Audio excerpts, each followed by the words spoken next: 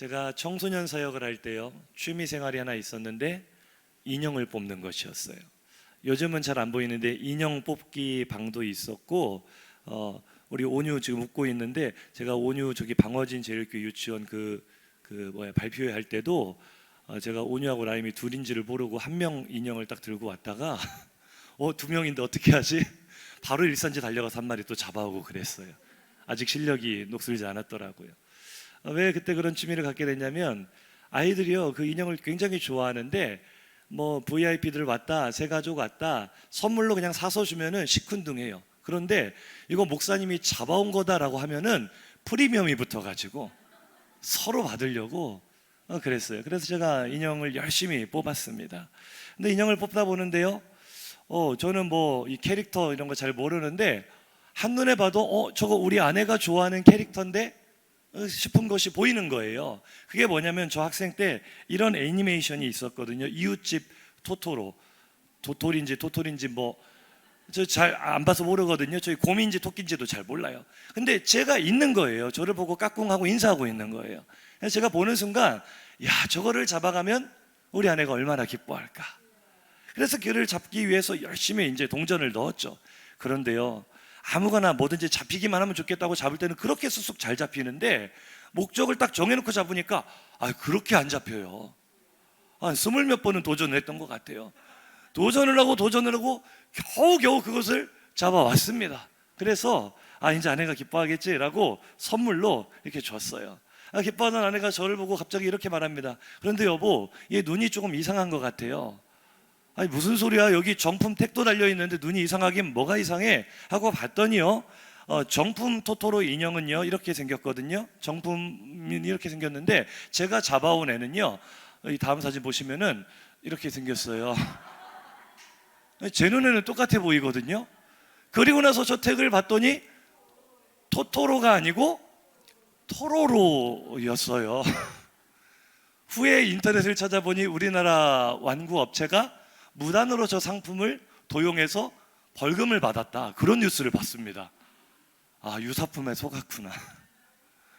유사품을 잡기 위해 그 많은 시간과 노력을 들였던 걸 생각하니 얼마나 억울하고 얼마나 허무하던지요. 오늘 우리가 읽은 본문이 바로 이 유사품에 대한 이야기를 하고 있어요. 오늘 본문 15절 한번 읽어보겠습니다. 시작. 거짓 선지자들을 삼가라. 양의 옷을 입고 너희에게 나아오나 속에는 노략질하는 일이라. 우리를 지도하는 영적 지도자, 지금은 우리가 멀티미디어가 너무 익숙한 시대에 살다 보니 유튜브만 틀어도 많은 좋은 설교를 들을 수 있고 많은 영적 지도자들을 접할 수 있는데, 모두가 다 목자인 것은 아니다, 이런 얘기를 합니다. 지금 내가 내 삶을 맡기고 따라가고 있는 그 선생이, 영적인 지도자가 사실은 양처럼 보이지만 양의 탈을 쓴 일일 수 있다는 거죠. 대표적으로 이단들 생각해 보세요. 이단에 빠진 사람들이요, 자기가 속해 있는 그 집단의 최고 우두머리, 교주라고 하죠. 그들이 사실은 선한 사람이 아니라, 자신들에게 어떤 구원을 주거나 유익을 주는 존재가 아니라 자신을 이용하고 착취하려는 종교 사기꾼이라는 사실을 안다면 거기 빠지겠어요, 안 빠지겠어요? 안 빠지겠죠. 그런데 거기 왜 빠지겠어요? 그 이단들은요, 위장술의 귀재들입니다. 얼마나 자신을 잘 위장하는지 몰라요. 성경에 나와 있습니다. 고린도서 11장 14절 하반절 이하입니다. 사탄도 자기를 광명의 천사로 가장하나니, 그러므로 사탄의 일꾼들도 자기를 의의 일꾼으로 가장하는 것이 또한 대단한 일이 아니니라. 그들의 마지막은 그 행위대로 되리라. 아멘. 제가 토로로에게 속아서 한 것처럼 사탄도 자신의 모습을 속인다고요. 그런데 전혀 엉뚱하게 사탄이 자신과 가장 상관이 없어 보이는 천사의 모습으로 위장하기 때문에, 그 사탄의 하수인들, 신천지의 이만이나 하나님의 교회의 장길자 같은 이런 종교 사기꾼들도 자기를 뭘로 가장한다고요? 의의 일꾼으로, 아주 선한 목자로 자신을 위장한다고요. 그렇게 위장하는 이유가 뭐겠어요? 자신의 모습을 감추는 이유가 뭐겠어요? 요한복음 10장 10절입니다. 시작. 도둑이 오는 것은 도둑질하고 죽이고 멸망시키려는 것뿐이요 내가 온 것은 양으로 생명을 얻게 하고 더 풍성히 얻게 하려는 것이라. 아멘. 할렐루야. 성경은 그들을 도적이라고, 강도라고 말합니다. 그들이 자신의 모습을 위장하여 우리에게 다가오는 이유는 결단코 우리에게 좋은 것을 주기 위해서가 아니겠죠. 사탄이 천사의 모습으로 우리에게 다가오는 것은 우리를 유익하게 하려고가 아니겠죠. 목적은 무엇입니까? 죽이고 빼앗고 멸망시키기 위해 다가온다는 거예요. 그런데 그것이 분별하기 참 어렵게 위장된 모습으로 다가온다는 거예요. 한번 인사하실까요?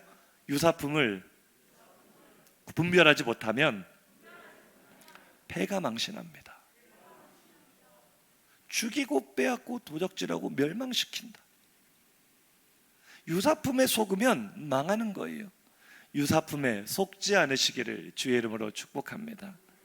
오늘 본문이 바로 우리가 그 유사품에 속지 않을 수 있는 그 좋은 분별력에 대한 말씀을 우리에게 가르쳐주고 있습니다. 오늘 본문 16절부터 20절까지 말씀을 요약해서 읽어보겠습니다. 그들의 열매로 그들을 알지니 가시나무에서 포도를 또는 엉겅퀴에서 무화과를 따겠느냐. 이와 같이 좋은 나무마다 아름다운 열매를 맺고 못된 나무가 나쁜 열매를 맺는 이러므로 그들의 열매로 그들을 알리라. 아멘. 주님, 자신을 아름다운 나무의 모습으로 위장하여 다가오는 그들을 우리가 어떻게 분별할 수 있습니까? 식물학자가 아닌 이상 나무만 보고 그 줄기와 잎사귀만 보고 아 이것은 무슨 나무다, 사과나무다, 매실나무다 맞추는 거 쉽지 않겠죠. 물론 저 같은 사람은 꽃을 봐도 또 모르기도 해요. 제 아내는 꽃을 참 좋아해. 항상 지나갈 때마다 저에게 어려운 질문을 합니다. 저 꽃이 뭐게? 저 꽃이 뭘까? 저는요 빨간색은 무조건 장미고 하얀색은 무조건 국화고 이런 사람이거든요. 늘 틀려요. 꽃을 봐도 모르는 저 같은 예외도 있지만 대부분은 꽃을 보면 이 꽃을 피운 그 나무가 장미꽃을 피웠으면 장미나무일 것이요. 할렐루야. 사과를 맺었으면 사과나무일 것이요.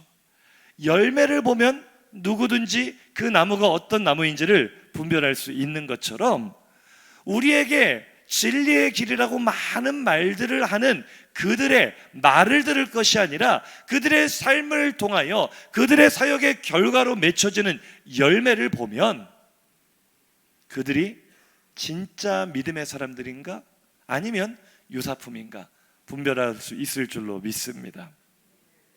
신천지는 어떤 열매를 맺고 있죠? 가정 파괴의 열매를 맺고 있죠. 얼마 전에 참 안타까운 기사를 봤어요. 남편이 아내를 살해했어요.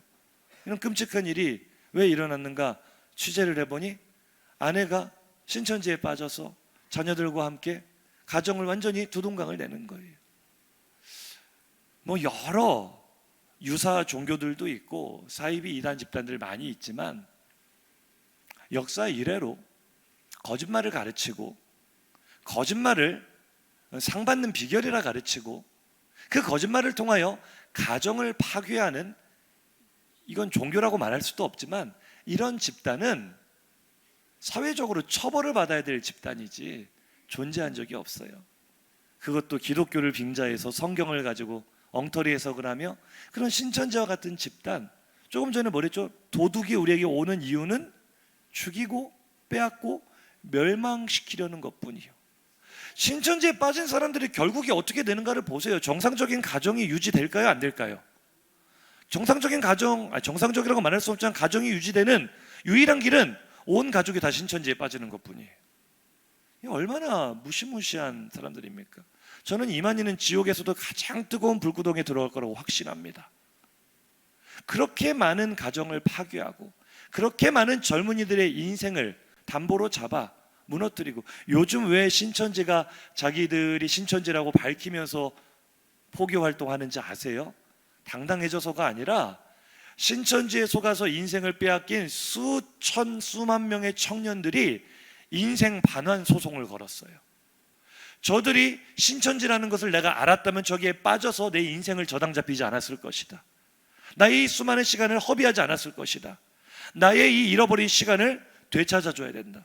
그래서 법원에서 최종 판결이 한 사람당 수백만 원 내지는 수천만 원의 이 금액을 보상하도록 판결이 나왔어요. 그러니까 신천지 내부에서 지금 비상이 걸린 거예요. 이런 일들이 계속 반복될 수 있기 때문에 이제는 아예 법망을 피해가기 위해 우리는 속이고 포교한 적 없다. 우리는 다 밝히고 포교했고 저들이 자의적으로 선택으로 우리를 믿고 따른 것이기 때문에 우리는 저들의 인생을 보상해야 될 필요가 없다. 철저하게 이익을 추구하는 집단이고요, 철저하게 사람의 인생을 착취하는 집단이에요. 인사하시죠. 유사품에 속지 맙시다. 오늘 그 유사품들의 마지막은 비참한 최후를 맞게 될 것이다. 19절에 이야기하고 있죠. 아름다운 열매를 맺지 아니하는 나무마다 찍혀 불에 던져지느니라.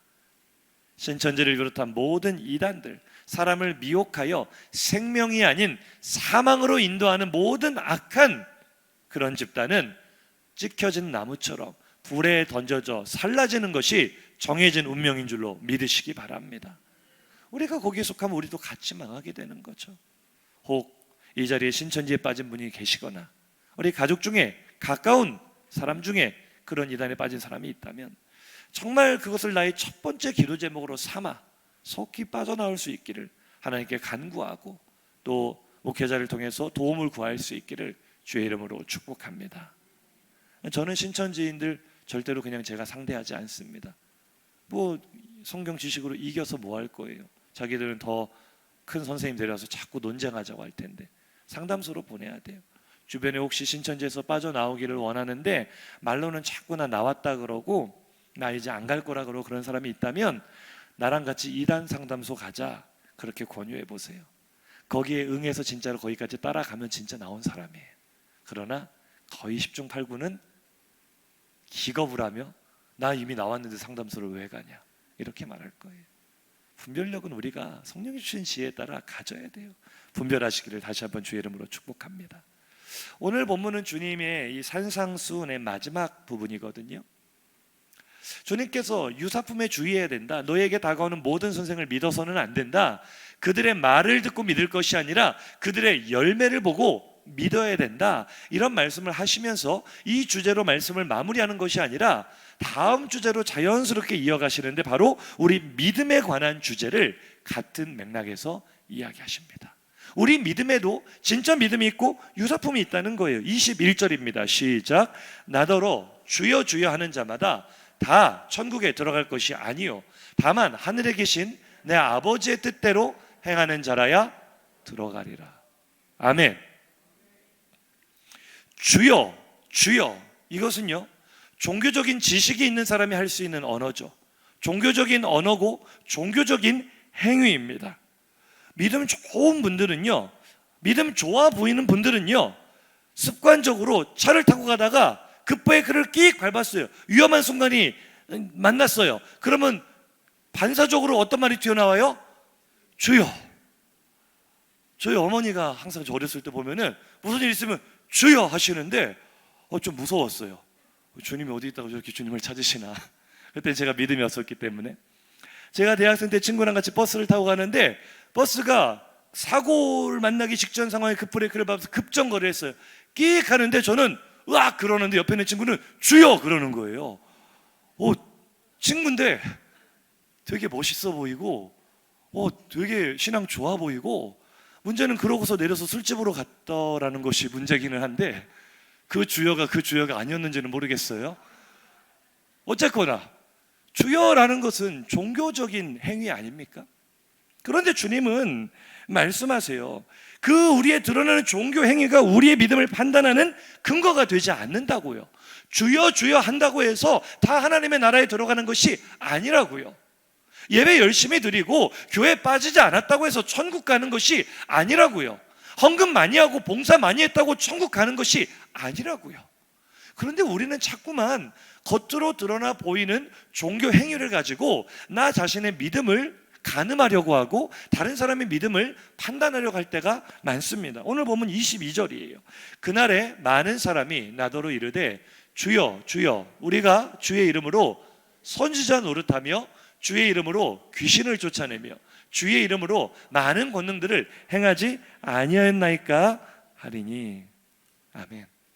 이 사람들은요, 왜 내가 믿음이 없습니까? 라고 따지는 거예요. 그들이 생각한 믿음의 조건, 우리가 선지자 노릇했다는 거예요. 오늘 우리말로 하면, 아니 주님, 제가 교회에서 30년이 넘도록 봉사한 장로였어요. 주님, 제가 평생 주의 복음 전한 목사였어요. 저 중직자였어요. 저 대대로 교회를 섬겨왔던 믿음의 뼈대 있는 가문에서 살아온 사람이에요. 저 선지자 노릇했습니다. 우리는요, 직분이 있으면 그것이 믿음이 좋다라고 착각할 때가 많아요. 한번 인사하실까요? 직분이 믿음이 아닙니다. 착각하지 말라고요. 주님은 선지자 노릇했다고 해서 하나님의 나라에 들어갈 것이 아니다 말씀하시는 거예요. 아멘이십니까? 그 다음 뭐예요? 많은 귀신을 쫓아냈습니다. 이 말은요, 우리가 영적인 이 분위기에 너무나 익숙하게 우리는 영적인 일들을 많이 행한 사람입니다. 내가 말씀도 많이 들었고요, 기도도 많이 했고요, 찬양은요 앞에서 제가 리더도 했어요. 그럼 우리는 믿음이 좋다고 생각해요. 아, 저분은 기도를 진짜 많이 해. 아, 저분은 방언을 한번 시작하면 성도들 다 기도 마치고 가고 나서도 1시간씩이나 더 기도해. 우리는 그 모습을 보면은, 야, 저분 정말 믿음 좋아. 심지어 기도를 해서 귀신을 쫓아내기도 해요. 성경에 나온 것처럼 병을 고치기도 해요. 그럼 우리는 그 사람의 믿음에 대해서 추후의 의심도 하지 않는 거예요. 저렇게 귀신을 쫓아내는 사람이 당연히 믿음이 좋지. 마지막 뭐예요? 많은 권능을 행하지 아니하였나이까. 여기서 권능이란 단어는 힘, 능력, 일반적으로 쓰는 그런 단어거든요. 우리가 교회에서 많이 수고하고 애쓰고 일했습니다. 식사 준비도 열심히 했고요, 청소도 했고요, 제가 뭐 여러 가지 굳은 일을 도맡아 하며 저는 열정적으로 사역했습니다. 그런데 어째 저에게 믿음이 없다 하십니까? 누가 봐도 종교적으로 교회 가장 가까이 머물러 있으면서 교회 많은 일들을 감당한 그들은 주님이 주여 주여 한다고 해서 너희들의 그 모든 행위가 천국에 들어갈 것이라고 오해하지 말아라 하실 때 서운했어요. 아니, 내가 이만큼이나 했는데 나보고 천국에 못 들어간다고 하면 도대체 누가 들어간다는 것인가? 근데 주님께서 그들이 다 천국에 들어가지 않을 것이다 라는 말은 그것이 믿음이 아니다 라는 말이거든요. 주님의 평가가 무엇입니까? 23절이요 시작. 그때 그들에게 밝히 말하되 내가 너희를 도무지 알지 못하니 불법을 행하는 자들아 내게서 떠나가라 하니. 무서운 말씀이에요. 누가 봐도 믿음이 좋거든요. 종교적으로 열심히 있어요. 남들이 우러러보는 직분이 있어요. 영적인 행위도 많았어요. 그런데 주님은 불법을 행하는 자들아, 너는 못된 열매 맺는 나무구나. 너는 잎만 무성하고 열매를 찾을 수 없는 그런 무화과 나무구나. 이런 평가를 하시는 거예요. 왜요? 겉보기에 그렇게 믿음이 좋아 보였던 그들의 믿음이 사실은 진짜 믿음이 아니라 유사품 믿음이었다는 것이죠. 한번 인사하실까요? 겉모습에만 신경 쓰면 유사품 믿음이 됩니다. 한 번 더요. 종교 행위에만 신경 쓰면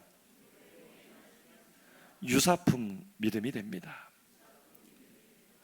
우리 이제 사무엘상 묵상이 끝났는데 사무엘상 쭉 오면서 우리가 이 유사품 믿음을 가진 대표적인 인물을 만나잖아요. 사울 왕이죠. 그 사울 왕의 특징은요, 가는 곳마다 승전비, 자신의 이름을 드높이는 승전비를 세우고 사람들의 눈치를 그렇게 살펴요. 자기 체면 때문에 하나님이 주신 명령도 순종하지 못하고 사무엘이 와서 책망할 때에도 변명하기에 급급하죠.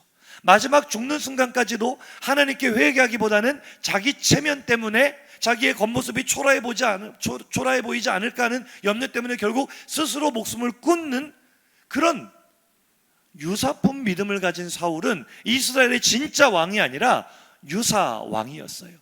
오늘 우리의 말로 하자면 왕 호소인이었어요.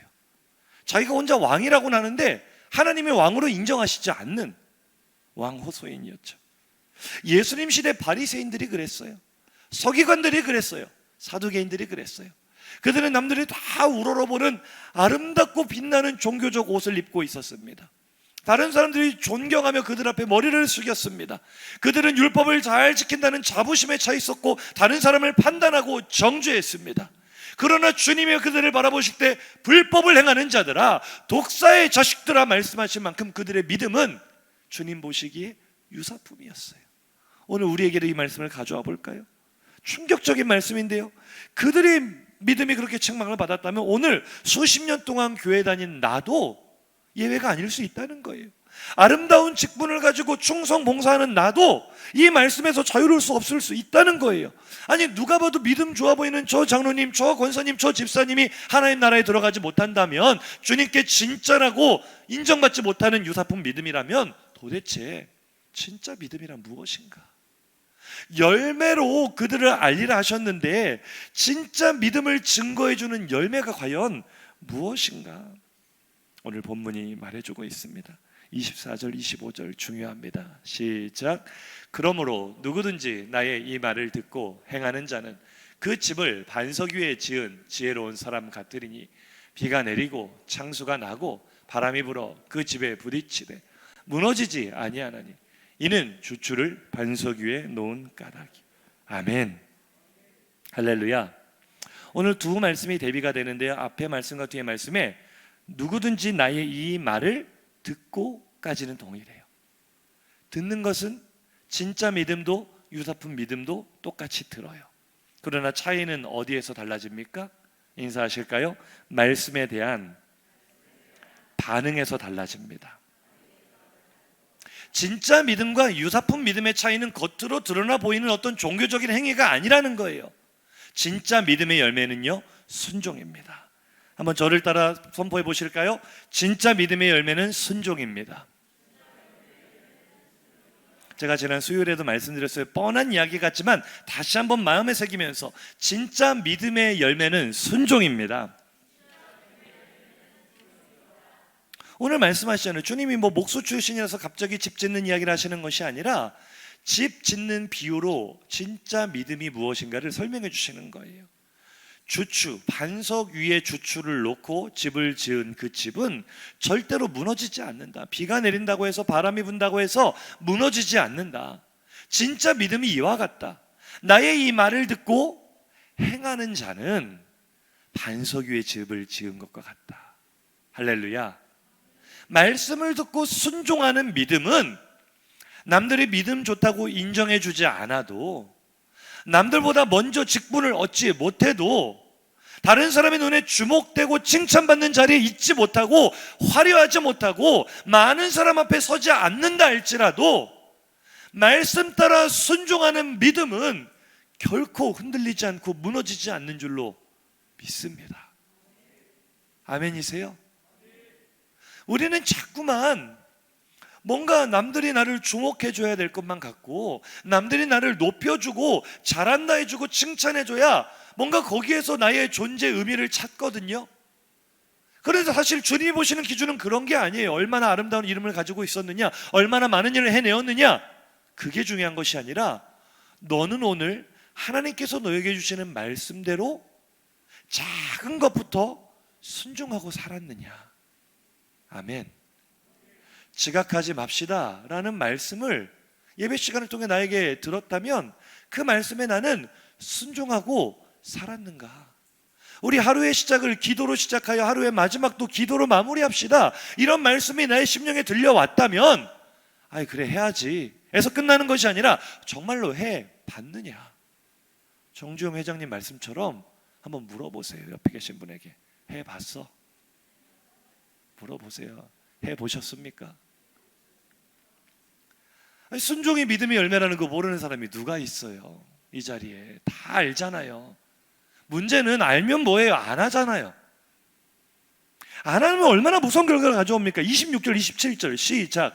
나의 이 말을 듣고 행하지 아니하는 자는 그 집을 모래 위에 지은 어리석은 사람 같으리니 비가 내리고 창수가 나고 바람이 불어 그 집에 부딪힘에 무너져 그 무너짐이 심하니라. 아멘. 순종이라는 열매를 맺지 않고 엉뚱한 열매를 맺어요. 교만함, 이기심, 질투심, 시기심, 비방, 정죄, 판단, 이런 열매를 맺는 사람들은요, 겉보기는요 그런 사람들이 얼마나 열심히 하는지 몰라요. 얼마나 이게 목회를 해보니까 이게 딜레마예요, 딜레마. 정말 열심히 있는 사람들, 우리 교회는 그런 사람 없으니까 일단 오해하지 말고 들으세요. 절대로 누구를 저격하는 말이 아닙니다. 정말로 열심히 하는 사람은요, 조금만 자기를 알아주지 않으면은요, 시험도 잘 들어. 희한해요. 계속 그 사람 목사가 업고 다녀야 돼. 안 그러면은 금방 시험 들어서 다른 교회 가버리고, 그렇게 상처 주고 교회 힘들게 하고 그런다니까요. 근데 또 그 사람 보면 또 일꾼이에요. 귀해요. 좀 둘 다 하면 좋겠어. 열심도 있는데 겸손하고 순종하고 예수님 닮은 우리 하평교회 성도들 같기를 주의 이름으로 축복합니다. 그런데 교회마다 보면은 늘 목사님 괴롭히는 사람들 보면은 그 교회 제일 일꾼들이에요. 이게 참 딜레마예요. 그런데 주님이 원하시는 거는요, 다른 열매 아니고 순종이에요. 순종. 우리 많이 보지 않습니까? 아무리 화려하게 사역을 해도요, 교회에서 그 사람 이름만 들으면 누구나 알고, 그 권사님, 그 집사님, 그 장로님 믿음 좋아, 최고야. 그런데 그 사람 어느 날 순식간에 믿음이 온데간데 없이 사라지고 교회 무너뜨리는 원수 노릇하고 마귀 노릇하고 그런 사람들 많이 보지 않습니까? 왜 그래요? 진짜 같아 보였으나 유사품이었다는 거예요. 차이는 무엇? 그 속에 순종이 없었다는 거. 저는 떠나온 교회에 연락을 하지 않습니다. 연락이 와도 잘 받지도 않아요. 간혹 연락이 이렇게 한 통씩 오는데, 가끔도 지금도 목포에서 그런 연락을 받아요. 목사님 계실 때가 우리 사랑의 교회 다음 세대, 특별히 고등부 전성기였던 것 같아요. 집사님 무슨 말씀이세요? 지금 오신 목사님들이 저보다 능력이 더 많으신데 더 잘하시겠죠. 아니에요. 목사님이 계실 때가 진짜 좋았어요. 제가 그 말을 듣고 기분이 좋은 게 아니라 솔직히 마음이 많이 아파요. 저의 가장 이 파워 넘치고 에너지 넘치는 저의 인생을 거기에 정말 아낌없이 쏟아 부었고, 정말 하나님께 충성하려고 했고, 또 많은 제자들을 키웠고, 저에게도 참 추억이고 감사하고 저의 평생 사랑하는 교회인데, 그 교회가 전만 못하다, 아이들이 이전만 못하다, 뭐 코로나가 어쩌고 이런 핑계를 다 대도 영적으로 아닌 건 아닌 거거든요. 그런데 왜 그런가 하고 이유를 살펴보면 딱 하나예요. 제가 능력이 있어서도 아니고, 제가 뭐 사역을 잘해서도 아니고, 딱 하나. 여기도 제 제자들이 있는데 제가 운만 띄면 바로 튀어나올 거예요. 순종이, 목소리가 작다. 순종이, 제가 사랑에게서 사역할 때 저희 목회처럼 딱 이거 하나였어요. 순종이 훈련이다. 순종이 훈련이다. 순종을 배웠어요. 순종을. 그런데 지금도 보면은요, 제 제자들 중에서도 그 당시에 정말 앞장서서 화려하게 스포트라이트를 받으며 사역한 친구들도 있고, 어디 저 뒷자리에서 주전자 나르면서 보이지 않았던 친구들도 있거든요. 그런데 그 화려함과 화려하지 않음이 그들의 믿음을 결정짓지 않더라고요. 지금 벌써 한 4년, 5년 정도밖에 시간이 지나지 않았지만 지금 바라보면은요, 순종의 자리에 서 있는 아이들은 어디에 있든 빛나는 하나님의 사람이 되어 있어요. 할렐루야. 그 당시에는 보이지 않았는데, 사실은요, 우리 지금 우리 교회 와서 사역하는 목수영 전사님, 김한결 전사님도 그때 당시에는 막 앞장서서 스포트라이트를 받는 그 위치는 아니었어요. 그때는 이 전사님들보다 더 대단한 사람들이 많았다고요. 근데 지금 보면은요, 아무리 화려해 보였어도 지금 순종의 자리를 떠난 아이들이 많거든요. 뭐 하고 있는가 보면 처참해. 영적으로 얼마나 처참한지 몰라. 그렇게 좋아 보였는데, 그렇게 아름다웠는데, 아무리 좋은 대학을 들어갔어도, 아무리 앞길이 열릴 것 같아 보여도 그의 앞길을 바라보면 제가 탄식이 나와요. 탄식이. 사랑하는 성도님들, 목사의 입에서 탄식 나오는 인생 되지 않기를 주의 이름으로 축복합니다. 하나님이 주신 복의 문이 앞에 열려 있는데 희한하게도 복 받을 길만 피해가는 사람들이 있어요. 근데 뭔가 하고 보면 정확해요. 순종의 자리를 떠나요. 순종하면 복이요, 불순종하면 저주다. 성경의 진리인 줄로 믿습니다. 믿음 다른 거 없어요. 하나님의 말씀이 떨어지면 하나님은 나보다 오르시니, 하나님은 실수가 없으시니, 내 생각엔 그것이 틀릴 것 같아 보여도 나는 내 생각을 버리고 나는 죽고 예수를 따라갑니다. 잔머리 굴리는 인생이 아니라 큰 머리 대신 예수님만 따라갑니다. 그러면 그 인생이 베들레헴 골짜기에 숨어 있어도 하나님이 왕으로 세우시는 거예요. 아멘이세요? 근데 자기가 잘났다고, 이제 머리가 좀 컸다고, 자기도 성인이라고. 지금 제 제자들 중에 망가진 아이들 보면 100% 정확해요. 순종 안 해요. 말씀 따라 살지 않아요. 기도 생활하지 않아요. 헌신하지 않아요. 그때는 불합리한 것도 자기들 볼 때 불합리해 보여도 다 순종했거든요. 주일날 나가서 뭐 사 먹지 마. 주일 거룩하게 지켜. 남들이 그렇게 한다고 너희들도 그렇게 하지 마. 그때는 다 아멘이었는데 그냥 제가 무서워서 아멘 한 거였어요. 무서운 사람 없어지니까 또 자기들 마음대로 해요. 그 와중에 또 지키는 아이들도 있어요. 복 받아요. 하나님께서 열어주세요. 아멘. 세상 문화 버려야지. 가요 같은 거 듣지 말고 세상 문화 다 버리고 하나님 찬양하는 입술이 되자.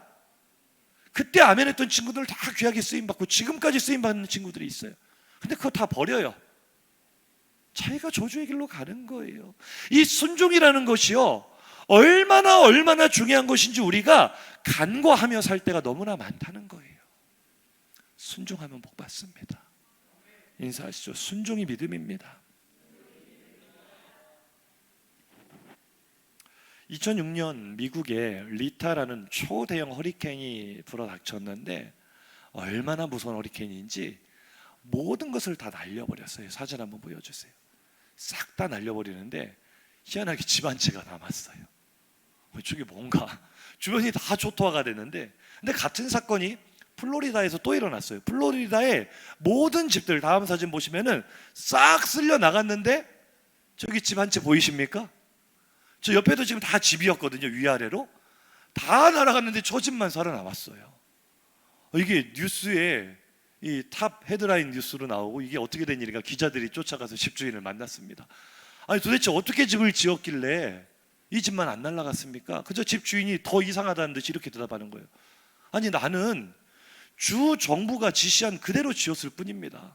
쓰라는 자재를 썼고 쓰라는 공법대로 지었고 지붕도 더 튼튼하게 보강하라고 해서 보강을 했고 허리케인 온다고 설명서를 보면서 그냥 정부가 가르쳐주는 지침대로 지었을 뿐인데 옆집이고 뒷집이고 앞집이고 왜 다 날아갔어요? 도리어 물어보는 거예요. 뭐예요?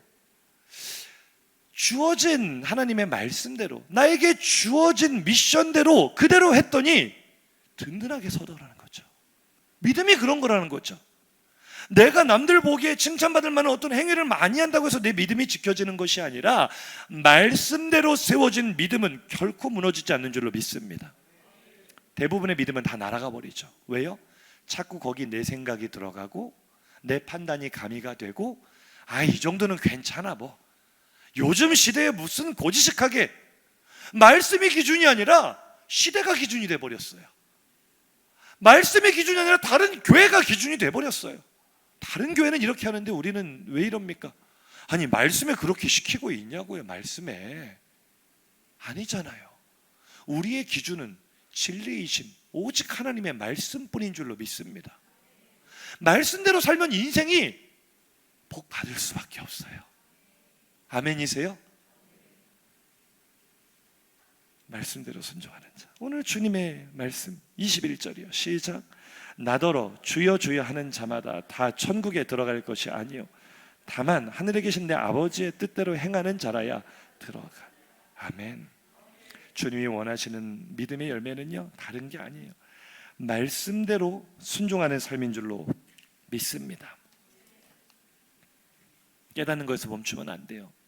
오늘 광고하겠지만 이제 7월부터 며칠 안 남았어요. 7월부터 우리 화평교회는요 전 교인이 큐티를 할 겁니다.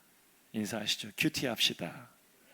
큐티는요 quiet time, 고요한 시간, 하루의 시간을 정해 하나의 말씀을 묵상하고 그 말씀대로 살아갑시다. 큐티를 하는 이유는요 하나님의 말씀에 순종이라는 열매를 맺기 위해서, 우리의 믿음이 유사품 되지 않고 진짜 믿음이 되기 위해서 큐티에 참여하실 분들 아멘 하시기 바랍니다. 한번 인사하시죠. 지식이 아닙니다. 실천하는 삶입니다. 깨달음이 아니에요. 삶이에요. 수요일 날도 말씀드렸잖아요. 하나님께서 어떤 교회를 통해 기적을 일으키십니까? 하나 되는 교회, 순종하는 교회, 기도하는 교회. 누가 몰라요? 그걸 누가 몰라요? 너무나 뻔한 이야기 아니에요? 근데 그 너무나 뻔한 것을 우리가 안 하잖아요. 우리가 실천을 안 하잖아요. 안디옥 교회가 대단한 교회가 아니라 말씀대로 했더니 기적을 체험한 교회가 된 줄로 믿습니다. 선교의 시작이 된 줄로 믿습니다.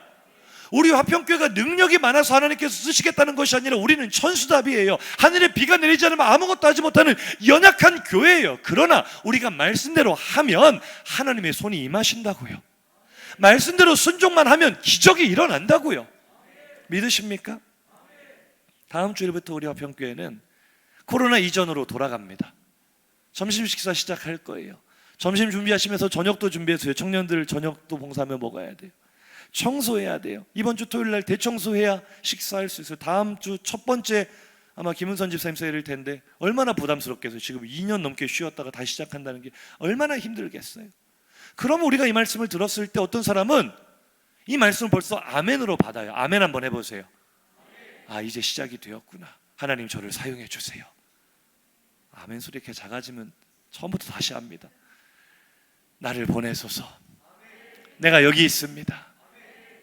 대부분 우리 화평교회 말고 다른 교회 사람들 보면 너나 시작해라. 너나. 나는 아직 코로나인데 뭔 교회에서 밥을 먹는다고. 아니, 밥 먹는 게 불편하시면 그건 선택이에요. 선택. 억지로 식사하시라고 하지 않아요. 그러나 언제까지 우리가 이렇게 눌려 있을 수 없잖아요. 시작을 해야죠. 그러면 우리가 그래 이번 주 토요일 나 약속 있는데 어떡하지? 정말 어쩌지 못하는 불가항력적인 상황이 아니라면 조정하는 거예요. 왜요? 하나님의 말씀이 우선이고 우리는 교회 중심으로 살아가는 것이니까. 아멘. 주님, 열일을 제쳐두고라도 제가 달려와서 충성하겠습니다. 이것이 순종인 줄로 믿습니다. 예배와 기도의 자리 제가 계속해서 말씀드리죠. 오늘 설교하다 갑자기 성령의 감동으로 권면합니다. 우리 신임 안수 집사님들, 권사님들 다음 주부터요 맨 앞자리에 앉으세요. 우리 최인식 목사님 앞에 딱 두 자리잖아요. 안수 집사님 세 분, 맨 앞에 두 분 앉으시고 뒤에 한 분 앉으시고 세 분 앉으시면 되고, 우리 이미정 집사님 앞에 지금 두 자리인데 이미정 집사님 포함해서 이미정 집사님 앉은 자리까지 권사님 5분, 신임 권사님 2분, 1분, 2분, 5분. 이제부터 이 맨 앞자리는요 주님 오실 때까지 우리 화평교회 직분자들 자리인 줄로 믿습니다. 한번 인사하시죠. 목사님 기운 빼지 맙시다. 왜 앞자리 비워두세요? 저를 막 배려해 주시는 거예요. 제가 막 부담스러울까 봐. 부담은 스러운데 거룩한 부담은 저의 신앙 성장에 있습니다. 아멘. 신임 권사님들, 안수 집사님들 맨 앞자리에 앉으면은 기존 권사님들, 집사님들 어디 앉으셔야 되겠어요? 그 뒤로 꽉꽉 맞춰서. 지금도 보세요. 뒷자리만 다 채워가지고 새신자 왔다가 도망가겠어. 아이고 이 자리인데 앉을 자리가 없구나 해가지고. 새신자가 뭐 여기까지 걸어 나오겠어요? 우리가 뭐 레드카펫이라도 깔아드려야 될까요? 아니잖아요. 우리 교회, 우리 목사님 말씀을 성도인 내가 사모하지 않고 직분자가 사모하지 않는데 누가 이 교회에 와서 은혜 받으려고 하겠어요? 사모합시다. 사모합시다. 제가요 제 제자들에게는 진짜 엄하게 가르쳐요. 목사님 입에서 같은 이야기 2번 나오게 하지 마. 한 번은 용서할 수 있어. 한 번은 실수라고 할 수 있어. 하지만 2번째부터는 고의적인 거예요. 제가 예배의 자리, 기도의 자리, 직분자들 지키셔야 됩니다 아무리 말해도 속으로 그렇게 받아들여요. 목사님 저도 알아요. 아는데 제 삶이 너무 바빠가지고 주님 오셔도 저 삶이 바쁘니까 다른 사람 먼저 천국 가시고 저는 다음 주쯤 갈게요 그러실랍니까? 아니잖아요. 내 삶의 우선순위가 과연 어디에 있는가? 내가 화평교회에 소속된 직분자로서 예배하는 자리, 기도하는 자리에 있어야 되는 것은 마땅한 의무이고 본분인 줄로 믿습니다. 우리가 오늘 아무리 말씀을 들어도 그래 순종 중요하지, 순종이 있어야 진짜 믿음이지, 순종 없으면 유사품 믿음이지 다 깨달아요. 근데 이게 나에게는 와닿지를 않아. 나에게 이 말씀이 적용에 대한 내가 깨져야 내 영이 살아나고 변화가 일어나고 기적이 일어날 줄로 믿습니다. 근데 다른 사람은 다 말씀을 깨 부셔도 나는 안 깨져. 나는 안 깨져. 그러면요 내가 유사품 믿음인 거예요. 유사품 되지 마시고 진짜 되시기를 주의 이름으로 축복합니다. 한 가지 더 권면할게요. 다음 주일 맥주 감사 주일이에요. 또 헌금하라고 하는구나. 네, 합니다. 헌금 좀 제대로 하십시오. 제가 성도들 헌금 보면서 늘 기도합니다. 축복하며 기도합니다. 저는요, 헌금하라고 말하는 목사가 참 좋은 목사라는 확신을 가지고 있어요. 이거 하나님 앞에 체험 없는 사람 절대 말 못합니다. 맥주 감사 헌금 어떻게 준비하고 계십니까? 저는요, 사례 70만 원 받던 전도사 때부터 한 번도 절기헌금을 100만 원 미만으로 내본 적이 없어요. 무슨 돈이 있어서 내겠어요? 물론 전도사 때는 돈이 없죠. 다행스럽게 여기저기서 장학금을 많이 주셔서 그것으로 헌금을 했지만, 제가 이제 한 교회 부목사로 있을 때부터 여유가 생기잖아요. 기준을 정하는 거예요. 1년의 절기가 몇 차례 되지도 않는데, 맥주감사, 추수감사 가장 큰 절기가 다가오는데 딱 절반이거든요. 1년의 절반을 결산하는 맥주감사, 1년 전체를 결산하는 추수감사. 하나님께서 내게 베푸신 은혜가 이렇게나 큰데 내가 어떻게 하나님께 감사할 것인가? 액수를 말하는 게 아닙니다. 하나님은요, 과부의 2랩돈을 귀하게 받으십니다. 근데 옆에 계신 분 인사하시죠. 내가 그 과부는 아니잖아요. 인사하세요. 성도님이 그 과부는 아니잖아요. 아니, 하나님의 과부의 2랩돈을 기뻐하시는 것은 그 사람의 형편 가운데 최선을 다한 것은 하나님의 액수를 보지 않으시고 그 중심을 보신다고요. 10,000원을 헌금을 하셔도 그 헌금이 귀할 수 있어요. 하나님이 성도님들의 형편을 모르시겠습니까? 근데 목사를 정말 아연실색하게 하는 거는요, 내가 이분들의 형편과 처지를 아는데 저한테 식사 한 끼 대접해 주셔도 그 한 자리에서 10만 원 우습지 않게 쓸 거예요. 안 그래요? 우리가 손님에게 식사 대접만 해도 돈 10만 원 아무렇지도 않게 쓴다고요. 근데 하나님께 드리는 예물이 아까워서 2만 원, 3만 원 이러면은요, 제가 가슴을 쳐요. 교회 재정이 부족해 가슴이 치는 게 아니라 저희 교회 재정 풍성합니다. 걱정하지 마세요. 하나님, 이래가지고 이 가정이 복을 받겠습니까? 하나님은 즐겨내는 자를 기뻐하신다는데 이렇게 인색해가지고 하나님 복을 담겠습니까? 그릇을 넓혀주십시오. 목사가 인색하면 내가 말도 안 해요.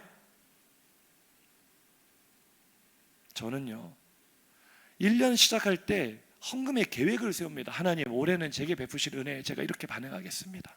그리고요, 계획을 세워서 매달 절기를 위해서 헌금을 적립을 해요. 하나님께 드리는 헌금도 있지만 한꺼번에 목돈 드리는 게 쉽지 않아요. 성도님들, 우리 삶 다 힘들잖아요. 마음이에요, 마음. 옛날에 타짜라는 영화에서 그런 대사가 있어서 주인공이 되게 멋있더라고요. 난 딴 돈의 반만 가져가.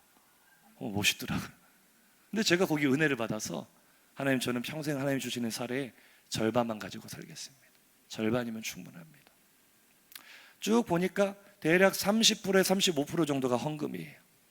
양가 부모님 10%씩 섬기고 나면 저에게 반절 혹은 그 미만이에요. 충분합니다. 제가 살아보고 드리는 말씀이 충분해요. 불쌍하게 살지 않아요. 하나님께서 그만큼 복을 주십니다. 맥주 감사 어떻게 순종하시겠습니까? 억지로 하지 마세요. 제가 그런 교회도 있다고 하더래요. 직분자 되면 얼마씩 하라고. 저 그런 거 싫어해요. 믿음의 분량대로 하는 겁니다. 형편과 처지가 다 다릅니다. 그러나 인색하게 하지 마십시오. 주신 복의 분량에 따라 힘써 감사를 표현하시기 바랍니다. 보세요. 지금 우리 대학생들이, 청년들이 80만 원, 100만 원 헌금하잖아요. 느낌이 안 오세요? 하나님께서 이들을 어떻게 축복하실지 기대가 안 되세요? 제가 가슴이 쓰리고 아플 때가 많아요. 아유, 진짜 해야 될 사람은 안 하고 찢어지게 가난해서 내가 가서 도와줘야 되게 생겼는데, 이런 사람은 죽도록 충성하고, 하나님 조금 평균치로 만들어주세요. 평균치로. 인사합시다. 평균치가 됩시다. 순종이라는 단어의 뜻이 뭐죠? 순할 순자를 썼습니다. 억지로 충성하는 것이 아니라 순적하게, 순순하게 기쁨으로 따르는 것이 순종인 줄로 믿습니다. 왜요? 주님이 우리에게 주시는 명령은 나를 무겁게 짓누르는 짐이 아니요 가장 큰 사랑이라는 사실을 알기 때문입니다. 신명기 10장 13절 시작. 내가 오늘 내 행복을 위하여 내게 명하는 여호와의 명령과 규례를 지킬 것이 아니냐. 아멘. 할렐루야. 명령과 규례는 오늘 나의 행복을 위해 주십니다. 아멘이세요? 인사합시다. 순종하면 행복합니다. 순종하면 행복합니다. 우리의 사명이 뭔지 아세요? 순종의 열매로 세상의 이 열매를 보여주는 거예요. 세상은 그것을 통해 무엇을 봅니까? 하나님의 선하심을 봅니다. 하나님의 긍휼하심을 봅니다. 하나님의 전능하심을 봅니다. 그리고 우리 순종의 열매를 보고 그들도 하나님께 돌아오게 될 것입니다. 이 귀한 사명을 하나님께서 왜 우리에게 주셨는지 아세요? 믿으니까. 말씀을 마치겠습니다. 6개월 전쯤 영화 한 편 개봉을 했는데 우리나라 프로야구의 전설적인 선수죠. 롯데자이언츠의 최동원 선수 일대기를 영화로 만들었어요. 1984 최동원. 이 1984년이 최동원 선수의 가장 전설적인 커리어를 쓴 해인데요. 이 해 한국 시리즈, 그러니까 7전 4선승제로 펼쳐지는 한국 시리즈 4번을 먼저 이긴 팀이 최종 우승을 하는 그 시리즈에서 롯데와 삼성이 만났는데 당시 삼성은 거의 국가대표급 화려한 멤버를 자랑을 했어요. 최동원 선수만큼 잘하는 선수가 즐비한 거예요. 근데 롯데는 믿을 선수가 최동원 선수 하나밖에 없었어요. 그러니 두 팀이 맞붙었을 때 국민들 대다수는 롯데 팬들 빼고는 다 삼성이 당연히 우승하지 이렇게 생각을 했어요. 이때 롯데의 강병철 감독이 어떤 작전을 꺼내는가? 다음 사진 보시면은요, 이분의 작전은요, 4번만 이기면 되니까 최동원이를 4번을 내보내겠다. 이 야구를 좀 아시는 분들은 이게 얼마나 기가 막힌 소리인지 아실 거예요. 투수는요, 선발로 나와서 한 경기를 던지면은요, 최소 4일에서 5일을 쉬어야 또 나올 수가 있어요. 그만큼 체력 소모와 이 팔에 무리가 가기 때문에 절대로 7번 시리즈 게임을 하면은 2번 나오면 많이 나와요. 근데 4번을 내보내서 최동원이 나올 때만 이기면 될 거 아니냐. 근데 감독도 그 인터뷰를 하고 좀 미안했는지 최동원 선수에게 이럽니다. 제가 뭐 경상도 사투리는 못하지만 동원아 웃잖아. 얘까지 왔는데. 이때 최동원 선수의 대답이 걸작이에요. 한번 해볼까요? 구수한 경상도 사투리를 한번 해주세요. 시작. 알겠습니다. 마함 해보이시다. 너무 멋있지 않아요? 제가 하면 좀 느낌이 안 사는데 한번 해보입시다. 자기도 무리라는 걸 알아요. 자기도 힘들다는 걸 알아요. 그러나 나를 믿고 사명을 맡겼을 때 한번 해봅시다. 옆에 계신 분에게 인사할 거예요. 순종 한번 해봅시다. 우리도 한번 해봅시다. 왜 셀 청소하는데 한 분, 2분 나와서 청소를 하세요? 하나님 얼마나 마음 아프시게. 다시 한번 해봅시다. 식사 준비하는데 왜 한두 사람에게 그 짐을 다 메워주세요? 얼마나 힘들하고요. 같이 해야죠. 다시요. 한번 해봅시다. 결국 이 시리즈 어떻게 되는 줄 아세요? 최동원 선수가 5번 나왔어요. 5번. 5경기에 나와서 4번을 혼자서 1회부터 9회까지를 다 틀어막았어요. 그리고 결국 롯데가 우승했어요. 전 세계 어느 나라에 가도 이 말을 안 믿어요. 어떻게 한 선수가 결승전에 5번을 나와 4번을 완투를 하느냐? 한번 해보려는 사람, 순종의 사람, 하나님께서 기적적으로 그를 통해 위대한 일 이루실 줄로 믿습니다. 우리 들은 말씀 생각하며 순종의 열매 맺겠습니다. 우리 결단의 찬양 하나님께 올려드리겠습니다.